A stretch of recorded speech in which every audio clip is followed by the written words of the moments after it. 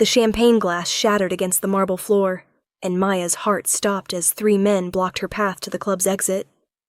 "Well, well, if it isn't Derek's little leftover," the tallest one sneered, close enough that she could smell the whiskey on his breath. "Thought you could just show up here like you own the place?" Maya's hands trembled as she clutched her purse.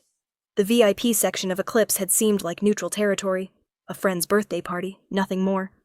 She'd checked 3 times to make sure Derek wouldn't be here, but she hadn't thought about his friends.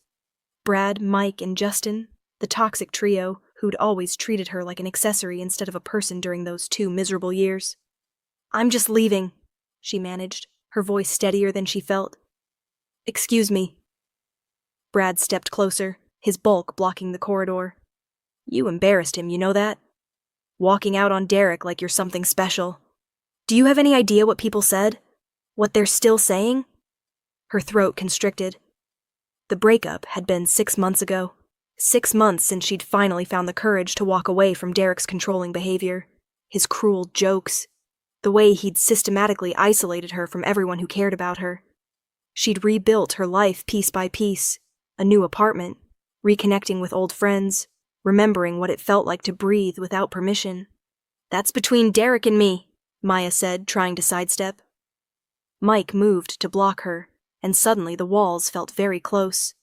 The music from the main floor pounded through the walls, drowning out everything else. No one could hear them back here. "He's a good guy," Justin added, his finger jabbing toward her face. "Better than you deserved. And you just threw it away like trash." Maya's pulse hammered in her ears. "I need you to let me pass." "Or what?" Brad laughed, a harsh sound that made her skin crawl. "You gonna call for help? Nobody here cares about you, sweetheart.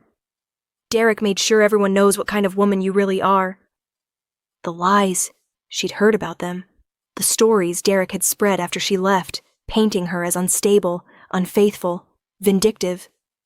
None of it true, all of it designed to destroy her reputation, to punish her for daring to leave. "Please." The word came out smaller than she intended. "I just want to go home." "Should have thought about that before you—" "Is there a problem here?" The voice cut through the tension like a blade, deep, calm, and absolutely commanding. All 4 of them turned. The man standing at the end of the corridor wasn't just tall. He had the kind of presence that seemed to fill the entire space. Dark suit tailored to perfection, black hair swept back, and eyes that looked almost black in the dim lighting. But it was his expression that made Maya's breath catch. Not angry, not concerned, just coldly curious, like someone who'd stumbled across insects and was deciding whether they were worth his attention. Brad recovered first, puffing his chest. "Private conversation, buddy. Move along." The man didn't move, didn't even blink. "The lady asked you to let her pass." "The lady!" Mike started with a mocking laugh, but something in the stranger's gaze made him stop mid-sentence. "I don't believe I was speaking to you." The man's tone hadn't changed, still perfectly level, perfectly polite, but Maya felt the temperature drop. "I was making an observation. The lady asked to pass. You're preventing her. That seems discourteous." Justin tried next, stepping forward with false bravado. "Look, man, you don't know what's going on here, so why don't you just—" "I know exactly what's going on here." The stranger's eyes finally shifted from the men to Maya, and for a moment she forgot to breathe. There was something in that look. Recognition, maybe, or assessment, but underneath it something that made her pulse quicken for entirely different reasons. "You're frightening her. That ends now." "Who the hell do you think you—" Brad began. "Dante Moretti." The 2 words dropped like stones into water. Maya saw the change ripple through all 3 men. Brad's face going pale, Mike taking an involuntary step backward, Justin's swagger collapsing like a house of cards. Even Maya knew that name. You didn't live in this city without hearing it, usually in whispers, always with a mixture of fear and respect. The Moretti family controlled half the city's business interests, and Dante Moretti was its youngest son. Brilliant, ruthless, and according to every rumor Maya had ever heard, not a man you crossed unless you had a death wish. "Mr. Moretti," Brad stammered, and Maya watched in amazement as this man who'd been intimidating her seconds ago practically deflated. We weren't... You weren't what? Dante's eyebrow arched slightly. Cornering a woman in a private corridor, preventing her from leaving, using your size to intimidate her? He paused, letting each word sink in. Because from where I'm standing, that's precisely what you were doing. It's not like that, Justin tried. Her ex is a friend of ours, and I don't recall asking for context. Dante took a step forward, and all three men retreated. Here's what's going to happen. You're going to apologize to the lady, then you're going to leave this establishment, and you're never going to approach her again. His voice dropped lower, somehow more menacing for its softness. Do we understand each other? Mike opened his mouth, looked at Dante's expression, and closed it again. We understand, Brad muttered. I didn't hear an apology. Brad's face flushed red, but he turned to Maya. Sorry, he bit out. The other two mumbled something similar. Dante's gaze never wavered. Now leave. They did. Maya watched in stunned silence as three grown men practically fled down the corridor, not even looking back. When they disappeared around the corner, she realized she was shaking. Are you all right? Dante's voice had changed, still deep, still authoritative, but softer somehow. Maya looked up at him and found herself caught in those dark eyes again. Up close, he was even more striking. Sharp jawline, full lips, a small scar above his left eyebrow that somehow only made him more compelling. Yes, thank you. You didn't have to... Yes, I did. It wasn't arrogant, just matter of fact. A man sees a woman in distress. He intervenes. It's not complicated. Maya's laugh came out shaky. I think for most men, it's very complicated. Something flickered in his expression. Then most men are cowards. He extended his hand. Dante Moretti, though you've apparently already heard of me. His handshake was firm, warm, and sent an unexpected jolt up her arm. Maya Chen. And thank you, really. I don't know what would have happened if nothing was going to happen. His certainty was absolute. You were leaving, and they were going to let you. One way or another. She believed him. Looking into those eyes, she believed he would have made absolutely certain of it, whatever it took. Can I offer you a drink? Dante asked. You look like you could use one. Maya knew she should say no. She should thank him again, go home, put this whole evening behind her. But something in his presence made her feel safe for the first time all night. All month, if she was being honest. And there was something else, too. Something that had nothing to do with safety, and everything to do with the way he was looking at her, like she was the only person in the entire club. Just one, she heard herself say. His smile transformed his face. Just one. The VIP section where Dante led her was different from the rest of the club. Quieter, more intimate, with leather booths and soft lighting. A server appeared within seconds of them sitting down, took Dante's order without him saying a word, and vanished just as quickly. You come here often? Maya asked, then immediately cringed at how cliché it sounded. Dante's lips curved. I own it. Oh. Of course he did. That explains the service. The service is because I insist on excellence. He leaned back, studying her with that intense focus that made her acutely aware of herself. But I am here frequently, yes. Business meetings, usually. Tonight was supposed to be one of those. Was. I find myself more interested in different company. His eyes held hers. Tell me about those men. The ex-boyfriend they mentioned. Maya's stomach clenched. It's not an interesting story. I disagree. Any story that ends with three men cornering you in a corridor is interesting to me. There was something in his tone, a edge, almost possessive, that sent heat through her chest. We dated for 2 years. It was bad. I finally left 6 months ago. He didn't take it well. Define bad. Maya hesitated. She'd told this story before, to her therapist, to her sister, but it never got easier. Controlling. He wanted to know where I was every minute, who I talked to, what I wore. If I didn't answer his texts fast enough, She swallowed. He'd punish me. Not physically, just emotionally. Silent treatment, mind games, making me feel like I was crazy for being upset. Dante's expression hadn't changed, but something had gone very still in him. And after you left? He spread rumors, told everyone I'd cheated, that I was unstable, that I'd stolen from him. None of it was true, but it didn't matter. People believed him. She blinked back sudden tears. I lost friends, my reputation. I had to change jobs because it got so bad. Yet you're rebuilding. It wasn't a question. Maya nodded. Trying to. Tonight was supposed to be a step forward. Friend's birthday party. Getting back out there. She laughed bitterly. Clearly that went well. The drinks arrived, something amber for him, a cosmopolitan for her that she hadn't ordered, but was exactly what she would have chosen. Dante waited until they were alone again.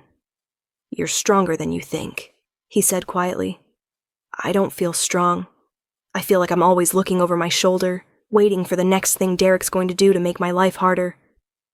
That's going to stop. The certainty in his voice made her look up. What? The harassment, the intimidation? It stops tonight. Dante took a sip of his drink, casual as discussing the weather. I'll make sure of it. Maya's heart skipped. You don't have to do that. You don't even know me. I know enough. His eyes locked on hers. I know you had the courage to leave a bad situation. I know you're trying to rebuild your life despite obstacles. I know 3 men thought they could intimidate you tonight, and you stood your ground even though you were terrified. He leaned forward. I know you're exactly the kind of person who deserves protection, not harassment. Why? The word burst out before she could stop it. Why do you care? Dante was quiet for a moment, his finger tracing the rim of his glass. Do you believe in instinct, Maya? I don't know. I do. In my line of work, instinct is the difference between success and failure. Life and death, sometimes. His gaze pinned her. My instinct is telling me that you walking into this club tonight wasn't coincidence. It was fate. Maya's breath caught. That's intense, presumptuous. His smile was slight, almost self-deprecating. Probably. But I didn't get where I am by ignoring what I know to be true. And I know, with absolute certainty, that you're someone I want to protect. Someone I want to know. Her heart was hammering so hard, she was sure he could hear it. You don't know anything about me. Then tell me. He settled back, giving her space but keeping that intense focus. I want to know everything. And somehow, impossibly, Maya found herself talking. About her childhood in Seattle, her move to the city for college, her degree in art history that led to a job at a small gallery, until Derek's rumors forced her out. About her love of old movies and good coffee, her terrible habit of adopting dying houseplants, her dream of maybe opening her own gallery someday. Dante listened to everything, asking questions that showed he was genuinely interested, not just being polite. When she mentioned her gallery dream, his eyes lit up. What's stopping you? Money, connections, confidence. She laughed. Take your pick. The first 2 can be solved. The third is already there. You just don't see it yet. You sound very sure. I am. He signaled for another round of drinks. Tell me about the kind of gallery you'd want. Maya felt herself relaxing, the tension from earlier melting away as they talked. Dante had opinions about art, surprisingly informed ones. He'd traveled extensively, seen pieces in museums she'd only dreamed of visiting. But he didn't lecture or show off. He asked her thoughts, her interpretations, treated her expertise with genuine respect. An hour passed like minutes, then another. Maya couldn't remember the last time she'd felt this comfortable with someone, this seen. Derek had always talked over her, dismissed her interests as boring or pretentious. Dante made her feel like every word she said mattered. "I should probably go," she said reluctantly, checking her phone. "Nearly midnight. I've taken up enough of your evening." "You haven't." Dante stood when she did, a gesture of courtesy that felt both old-fashioned and natural. "But I'll walk you to your car." "You don't have to." "Maya." His voice was gentle but firm. "I'm walking you to your car." She didn't argue. They made their way through the club, and Maya was hyper-aware of Dante's hand at the small of her back. Not possessive, just present. Protective. Several people nodded respectfully to him as they passed. One man started to approach, saw Maya, and thought better of it. The parking garage was well lit, but eerily quiet. Maya's car was on the 3rd level, and with each floor they climbed, she felt her anxiety returning. What if Derek's friends were waiting? What if... Breathe. Dante's voice cut through her spiraling thoughts. "You're safe." "How do you know?" "Because I'm here." Simple. Absolute. "And no one is going to touch you while I'm here." They reached her car, a modest sedan that had seen better days. Maya fumbled with her keys, suddenly nervous for entirely different reasons. The evening was ending. She'd probably never see him again. Men like Dante Moretti didn't pursue women like her. Tonight had been a fantasy, a brief moment where she got to feel special before reality crashed back in. "Maya." Dante's hand covered hers, steadying the keys. "I'd like to see you again." Her heart leaped into her throat. "Really? Did you think I spent the last 2 hours with you out of obligation?"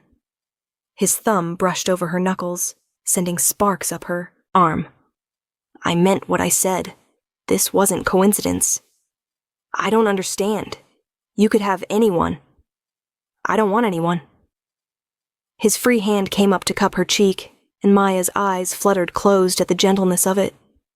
"I want you, if you want me too." She opened her eyes. His face was close now, so close she could see flecks of gold in those dark eyes, could feel the warmth radiating from him.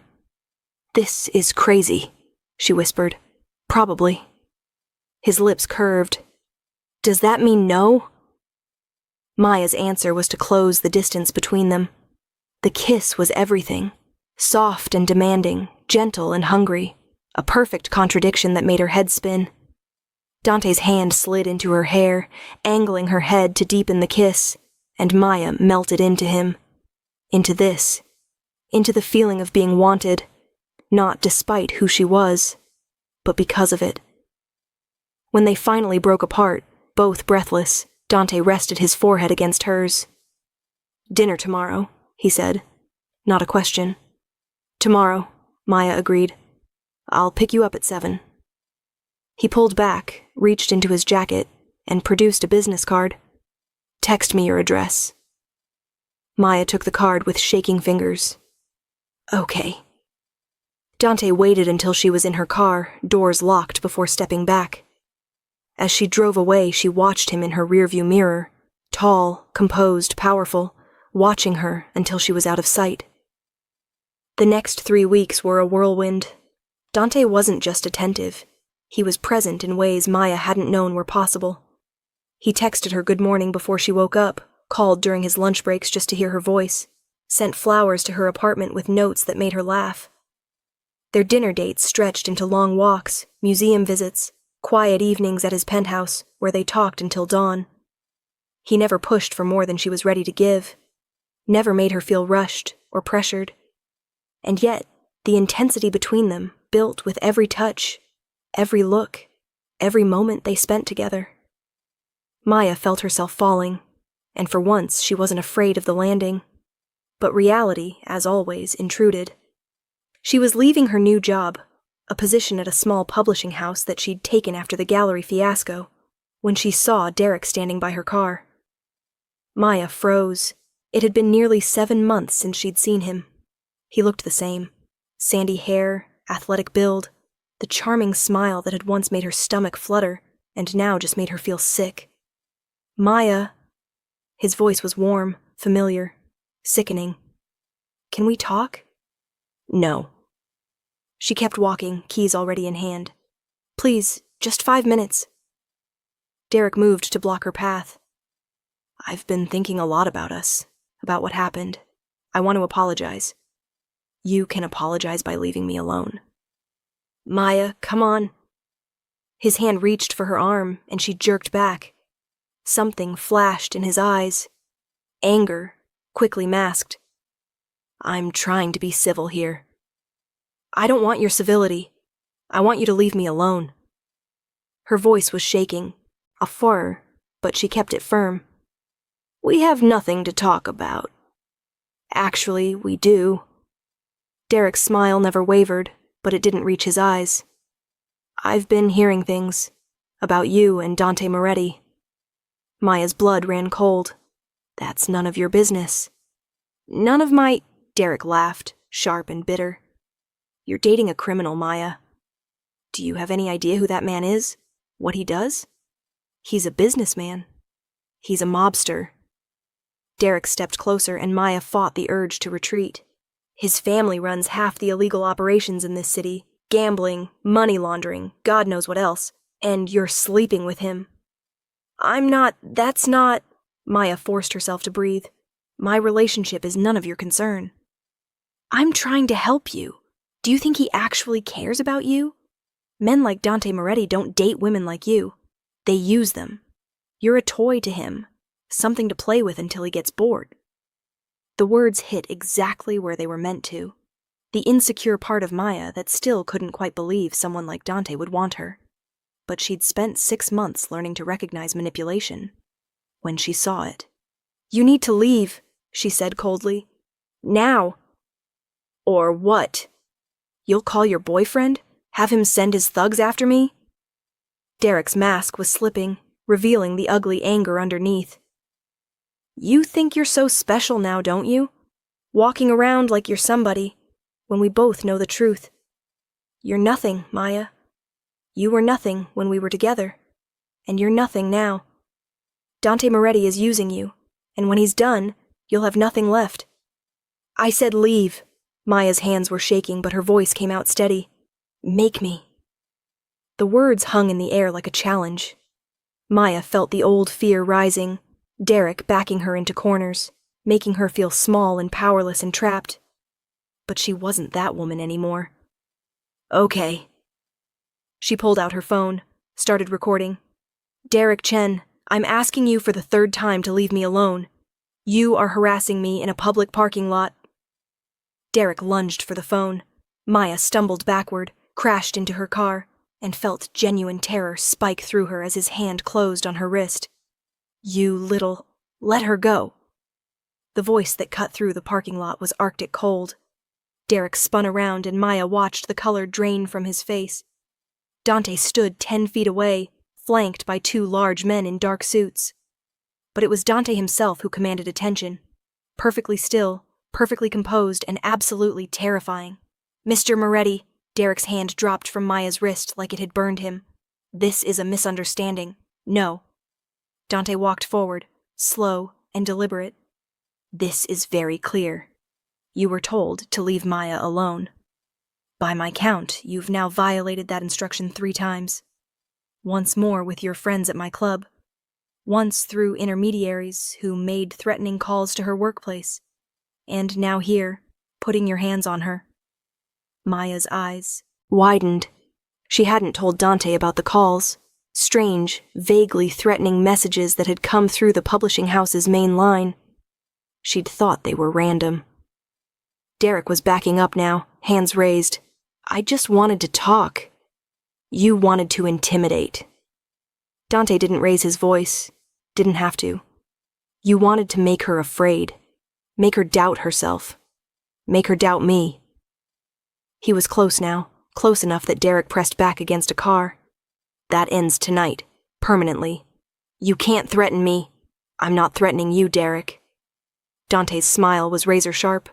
I'm making you a promise. If you so much as think about Maya Chen again, if you speak her name, if you breathe in her direction, I will destroy you. Not physically. I'm not a savage. But your job, your reputation, your future, all of it will evaporate. I'll make sure of it. You can't do that. I absolutely can. Dante leaned in, his voice dropping to a whisper that somehow carried across the parking lot. Your boss, Richard Patterson, is a personal friend. So is the dean at the law school you're hoping to attend next year. So is the landlord of your apartment building and the manager at the bank holding your car loan. One word from me, Derek, and your comfortable life becomes very uncomfortable very quickly. Derek's face had gone from white to gray. You can't. I already have. Dante straightened. Your application to Mitchell and Brown Law was rejected this afternoon. Something about concerns with your character references. Your boss will be calling you tomorrow to discuss your performance issues. Your landlord has discovered some violations in your lease agreement. He paused. This is what happens when you make the mistake of targeting someone under my protection. And trust me, this is the gentle version. Please, Derek's voice cracked. Please, what? Show mercy? Dante's expression was stone. The way you showed mercy to Maya, when you isolated her from her friends, when you spread lies about her, when you tried to destroy her reputation and her career. He shook his head. No. You get what you deserve. Be grateful I'm stopping here. Dante turned his back on Derek, the ultimate dismissal, and walked to Maya. His hands cupped her face with infinite gentleness, and the contrast between how he'd just spoken and how he looked at her now made her throat tight. Are you hurt? His voice was soft again, concerned. No, I'm okay. But she was shaking, and they both knew it. Dante pulled her into his arms, holding her against his chest. Over her head, he looked at one of his men. Make sure Mr. Chen leaves, and make sure he understands that if he's within 500 feet of Maya at any point in the future, we're going to have a much less pleasant conversation. Yes, sir. Dante guided Maya to the passenger side of a sleek black car she hadn't noticed before. Leave your car. Marco will have someone bring it to your apartment. I can drive. You're shaking. His thumb brushed her cheek. Let me take you home. Maya didn't argue. She let Dante settle her into the car, let him drive her home in silence, his hand warm and steady on her thigh. Let him follow her up to her apartment, check every room like he expected to find danger lurking, and finally convince her to sit on the couch. I didn't know about the calls, she said quietly. The threatening ones at work. I know. You wouldn't have told me if you had. You'd have tried to handle it yourself. Dante sat beside her, not touching, but close. One of my people monitors these things. We've been documenting everything Derek and his friends have done since the night at the club. Is it true, what Derek said about you? She forced herself to look at him. About your family? Dante didn't flinch from her gaze. Yes and no. My family has business interests that exist in gray areas. Always legal, sometimes morally complicated. I don't apologize for that. It's the world I was born into, and I've made my peace with it. He leaned forward.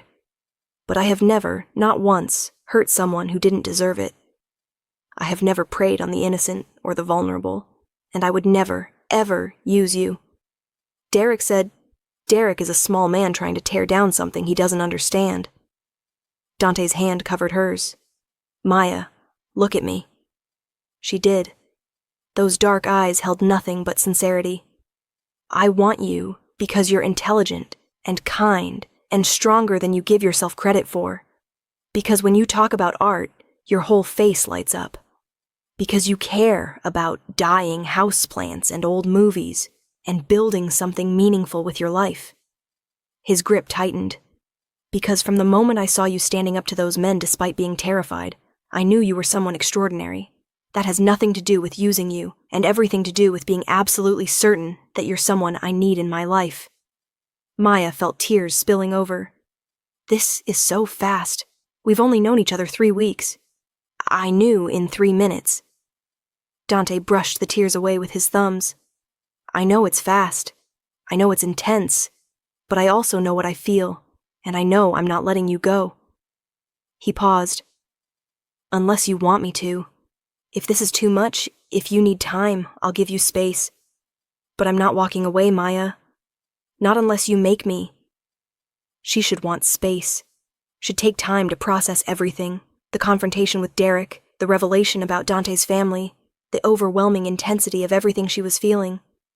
But looking at him now, seeing the vulnerability beneath the strength, the care beneath the power, Maya knew exactly what she wanted. I don't want space, she whispered. Are you sure? I've never been more sure of anything. Dante's kiss was different this time, deeper, more possessive, claiming her in a way that made her whole body ignite. His hands tangled in her hair, his body pressed against hers, and Maya surrendered to it, to him, to the absolute certainty that this was right. When they finally came up for air, Dante rested his forehead against hers, both of them breathing hard. Stay with me tonight, Maya heard herself say. Please. I'm not going anywhere, he promised. The next morning, Maya woke to sunlight streaming through her windows and Dante's arm around her waist. For a moment, she just lay there, processing everything that had happened. Then Dante stirred, pressed a kiss to her shoulder, and she melted all over again. Morning, he murmured against her skin. Morning. She turned in his arms. So, that happened. His laugh was warm, genuine. That happened. He brushed her hair back. Regrets? Not even one. And she meant it. Whatever happened next, whoever they were going to be together, she was all in. Dante's phone rang then, a sharp, insistent sound. He glanced at it, frowned. I have to take this. Business. He kissed her quickly. Don't move. But the shower beckoned, and Maya was feeling brave, so 20 minutes later she emerged wrapped in a towel to find Dante in her kitchen, still on the phone, making coffee like he'd lived there for years. He looked up when she appeared, and the heat in his gaze made her blush. He said something quick into the phone, hung up, and crossed to her. You're making it very difficult to focus on work, he said, his voice rough. Good. Maya felt bold, powerful. What was the call? Derek's boss called him this morning. He's being let go. Dante's expression was neutral. Apparently there were some inconsistencies in his expense reports that raised red flags. Did you? I made sure someone looked closely at his records, yes. What they found was all Derek. Dante's hand slid to her waist. I told you, Maya. He doesn't get to hurt you anymore. Not ever again. She should probably feel bad about Derek losing his job. Should feel something other than this intense relief and satisfaction. But all she felt was safe, protected, cherished. Thank you, she said softly. Always. Dante's kiss was tender. Now get dressed. We're going out. Where? You'll see. 2 hours later, Maya stood in front of a beautiful storefront in the arts district, her mouth open. It's empty, Dante said, leaning against his car with his arms crossed. Lease is available. Good location. Lots of foot traffic. The space upstairs could be an office or a studio. Dante, what? Your gallery. He pushed off the car, came to stand beside her. The one you told me about. This could be it. Maya's heart was pounding. I can't afford. I can. He held up a hand before she could protest. As an investment, with a formal contract, regular returns, completely professional, you run it, you make it yours, and when it succeeds, and it will, you buy me out, and it's entirely yours. Why would you do this? Dante turned to face her fully. Because I believe in you. Because you deserve the chance to build something meaningful. And because I have more money than I know what to do with, and I'd rather invest in you than anything else. Maya felt tears threatening again. This is too much. It's not enough. Dante cupped her face in his hands. Maya, I'm not good at doing things halfway. When I care about something, someone, I'm all in. That's who I am. And I care about you more than I've ever cared about anyone. We've known each other 3 weeks, she whispered, even as her heart soared.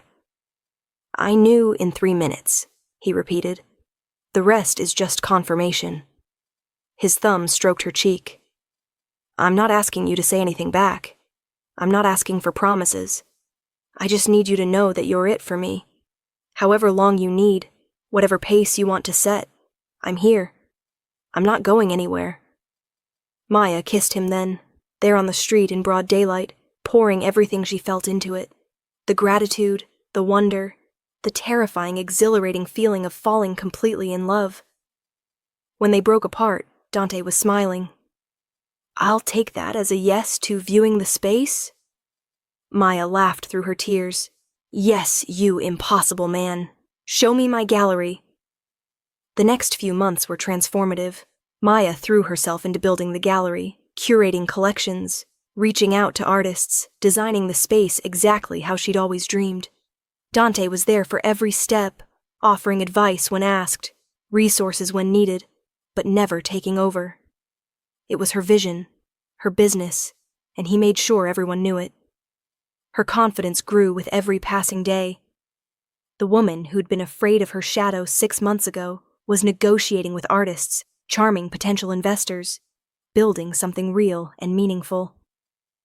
Dante watched her bloom with obvious pride, and their relationship deepened into something neither of them had expected: partnership, passion, and a kind of profound understanding that felt almost cosmic.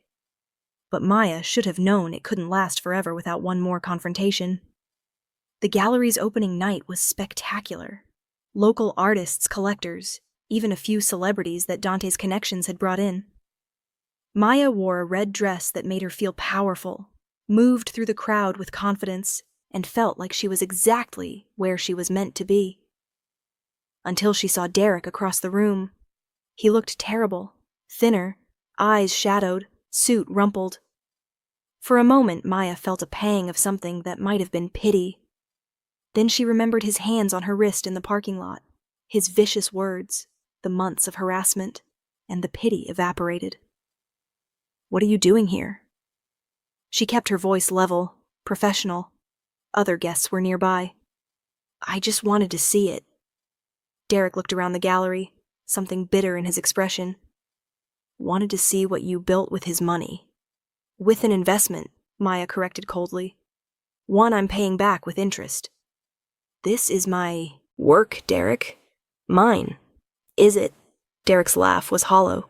Or did he just buy you a new cage? Bigger, prettier, but still a cage. You need to leave. Maya, is there a problem? Dante materialized at Maya's side, his presence immediately drawing attention. Other conversations quieted, people turning to watch.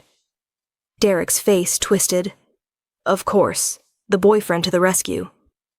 The man who's about to have you removed for trespassing, Dante corrected mildly. You weren't invited, Derek. You're not welcome. Leave. This is a public event. It's a private event in a private gallery. Dante's voice was steel wrapped in velvet. You have 10 seconds to leave before I call the police. And trust me, they'll be very interested in the restraining order violation. Restraining order? Derek's eyes widened. There's no... Filed this morning, approved this afternoon.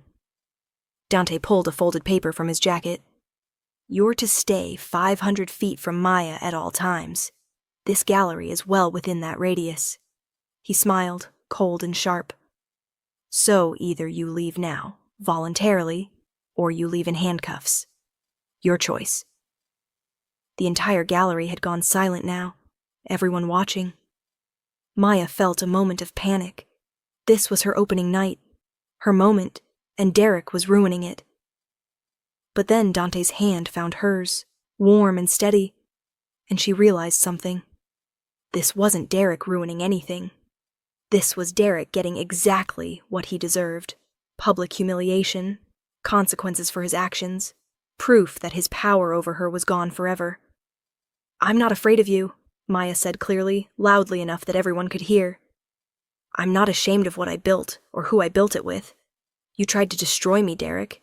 You tried to make me believe I was nothing. But you were wrong." She stepped forward, chin high. "I'm something, and you're just the man I was smart enough to leave." The words hung in the air like a benediction. Derek's face flushed red, his fists clenching, and for a moment Maya thought he might actually do something stupid. Then Dante moved, barely a step, but suddenly he was between them, his posture radiating controlled violence. "Leave," he said quietly. "Before I forget, I'm trying to be civilized." Derek left, practically ran out of the gallery, and the silence that followed his exit lasted maybe 3 seconds before someone started clapping. Then someone else.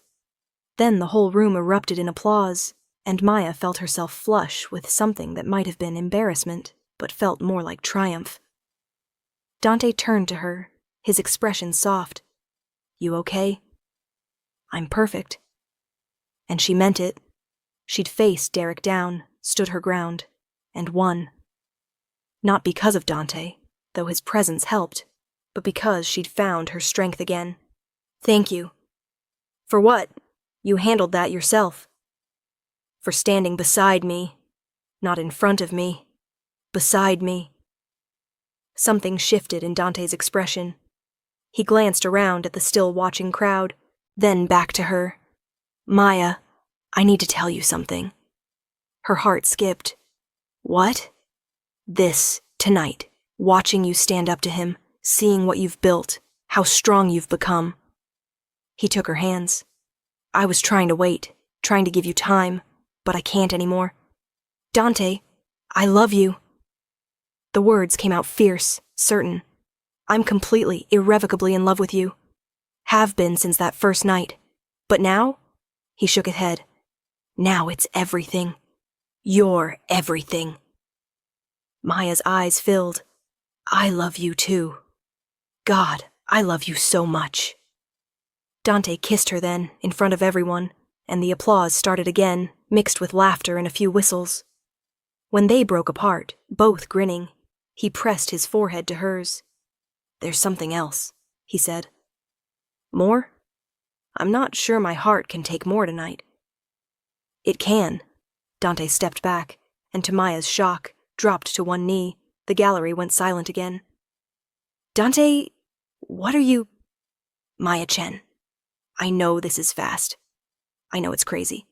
But I told you, I'm not good at halfway." He pulled a small box from his pocket. "I want everything with you. Partnership, passion, forever. I want to wake up next to you every morning and fall asleep holding you every night. I want to support your dreams and build new dreams together.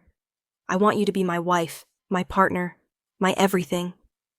He opened the box, revealing a stunning diamond that caught the light and scattered it like stars. "Will you marry me?" Maya's hands were shaking, her vision blurred with tears. The rational part of her brain that said this was too fast, too much, too crazy, was drowned out by every other part of her screaming, "Yes! Yes!" she whispered. Then louder, "Yes!"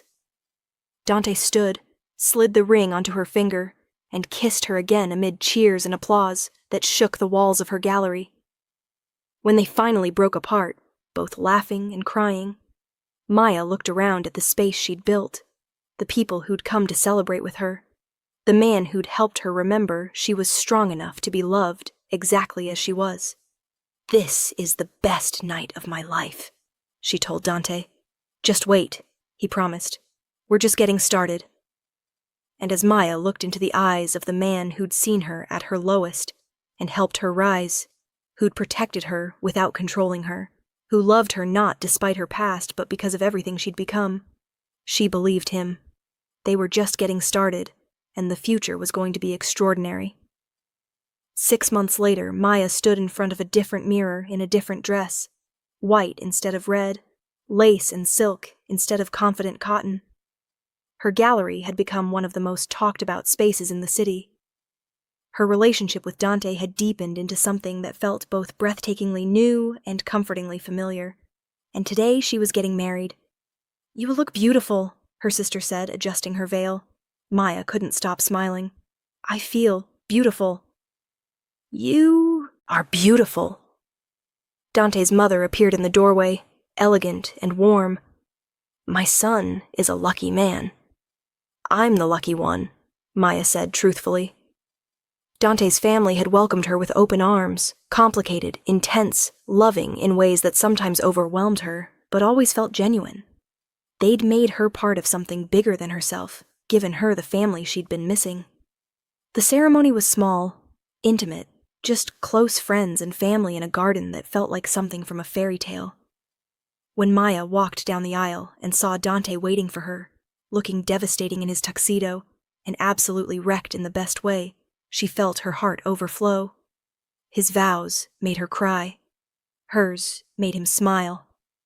When the officiant finally pronounced them married and Dante kissed her like she was the only thing in the universe that mattered, Maya knew with absolute certainty that she'd found her home. At the reception, during their first dance, Dante held her close. "Mrs. Moretti," he murmured against her ear. "I'm keeping my name professionally," she reminded him, but she was smiling. "I know, but let me enjoy it for tonight."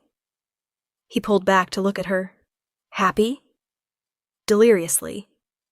Maya touched his face. "How did I get so lucky?" "I ask myself the same question every day." Dante's eyes were soft. "Thank you." "For what?"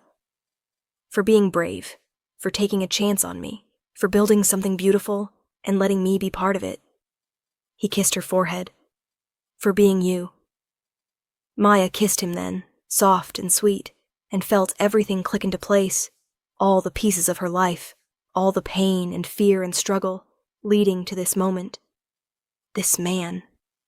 This future. "I love you," she whispered. "Always," Dante promised.